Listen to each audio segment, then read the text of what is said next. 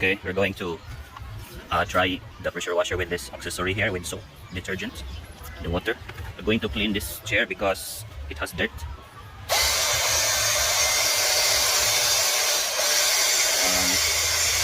There. Oh my goodness. It's not.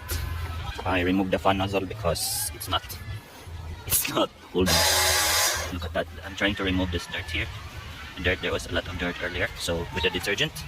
Okay, let's do this again. It's foaming, not bad.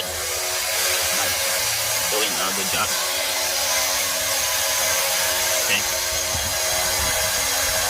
When I run out of detergent, so I'm going to replace it. Replace the accessory directly with the fan.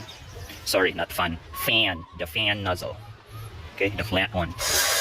Okay. To clean the dirt, the dust that was there earlier. Sorry, kitty cat. Thank you. Finish the job.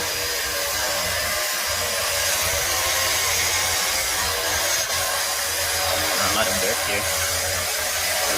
So instead of using brush or sponge, it will save you time. The pressure is going to do the job, and you use lesser water when you use the pressure to do the job.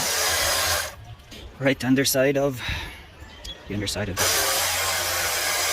chair. Oh, what happened? Oh, I ran out of water. I didn't run out. The other end of the hose floated the surface. So that's how it looks if you use a pressure washer to clean your stuff. It's the pressure that's actually acting like a brush or a sponge, and it's the one doing the job instead of you pressing on the surface of the material. Okay, that's it for today. Bye.